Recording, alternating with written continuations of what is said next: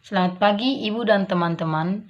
Terima kasih atas waktu dan kesempatan yang diberikan kepada kelompok kami, kelompok 1, untuk mempresentasikan hasil diskusi kami. Sebelumnya, kami akan memperkenalkan anggota kelompok kami. Yang pertama, saya sendiri, Maria G.F. Gutierrez Riu, NIM 2020-017-036. Yang kedua, Francisca Agnes Setianingrum, NIM 2020-017-145. Yang ketiga, Siti Nurmayanti, NIM 2020-017-150. Sekian hasil perkenalan kami, sekarang kita masuk ke materinya. Peran utama akuntansi manajemen. Yang pertama, sebagai media informasi untuk pengambilan keputusan ekonomi, sosial, dan politik. Yang kedua, membantu memberikan informasi untuk perencanaan dan pengendalian bagi manajer publik. Perbedaan akuntansi keuangan dan manajemen. Akuntansi manajemen cenderung memberikan laporan yang sifatnya prospektif, yaitu digunakan untuk perencanaan di masa yang akan datang. Yang berikut akuntansi keuangan, memberikan informasi yang bersifat historis dan retrospektif. Akuntansi sebagai alat perencanaan. Perencanaan, cara organisasi menetapkan tujuan dan sasaran organisasi. Dalam hal ini, akuntansi manajemen berperan dalam pemberian informasi yang historis dan prospektif untuk memfasilitasi perencanaan. Perencanaan sangat penting untuk mengatasi keadaan di masa akan datang. Informasi akuntansi sebagai alat perencanaan pada dasarnya dibagi menjadi 3 kelompok. Yang pertama, informasi yang bersifat rutin. Informasi yang bersifat rutin ini diperlukan untuk perencanaan yang reguler. Misalnya, laporan keuangan bulanan, triwulanan, tahunan, atau semesteran. Karena di sini tidak jarang organisasi publik membutuhkan informasi yang sifatnya segera.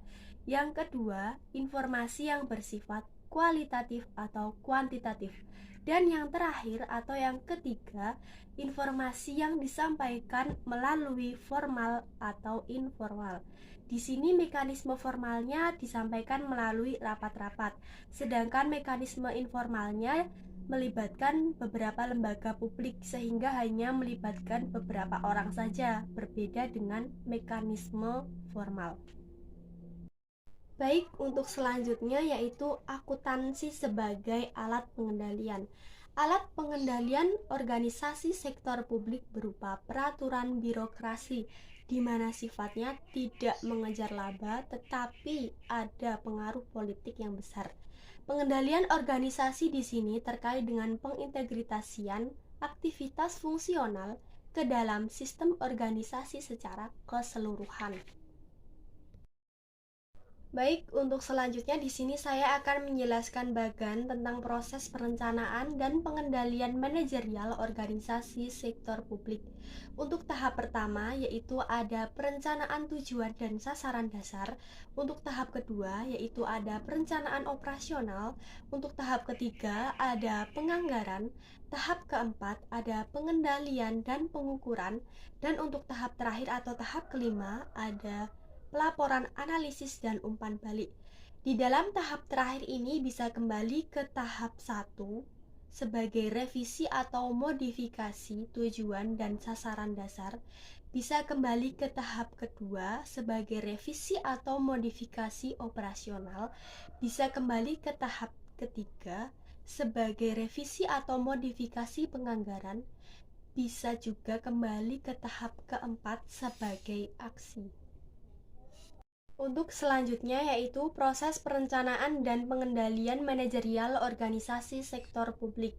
Proses perencanaan dan pengendalian merupakan suatu proses yang membentuk suatu siklus sehingga satu tahap akan terkait dengan tahap lain dan terintegrasi dalam suatu organisasi, di mana dalam suatu organisasi tersebut memiliki dua mata manajerial atau keuangan yang harus dipertimbangkan secara sama-sama. Peran akuntansi manajemen sektor publik adalah untuk memberikan informasi akuntansi yang relevan dan handal kepada manajer untuk melaksanakan fungsi perencanaan dan pengendalian organisasi. Peran akuntansi manajemen dalam organisasi sektor publik meliputi yaitu yang pertama, perencanaan strategi. Perencanaan strategi memberikan informasi untuk menentukan berapa biaya program dan berapa biaya aktivitas. Sehingga berdasarkan informasi tersebut, manajer dapat menentukan berapa anggaran yang dibutuhkan yang berkaitan dengan sumber daya yang dimiliki. Yang kedua yaitu pemberian informasi biaya.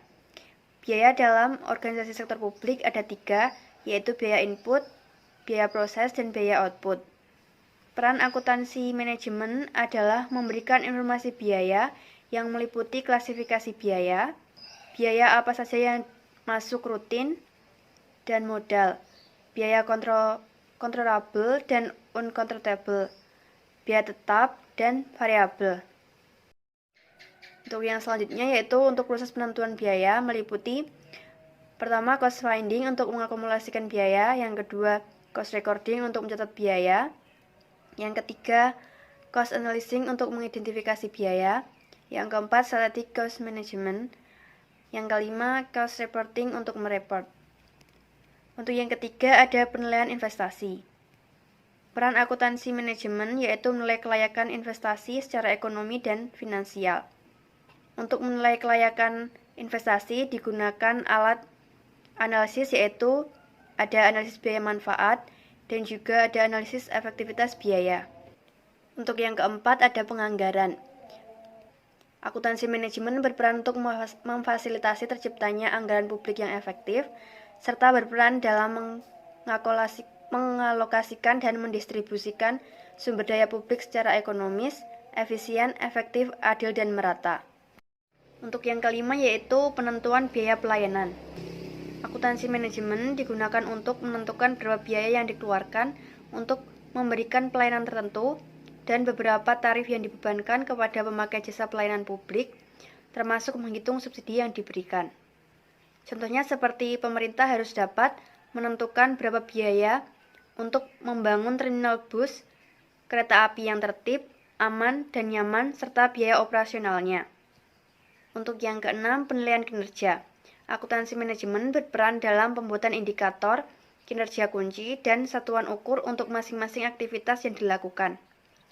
Penilaian kinerja dilakukan untuk mengetahui tingkat efisiensi dan efektivitas organisasi dalam mencapai tujuan yang telah ditetapkan. Sekian hasil presentasi kami. Bila ada salah kata, kami mohon maaf. Terima kasih.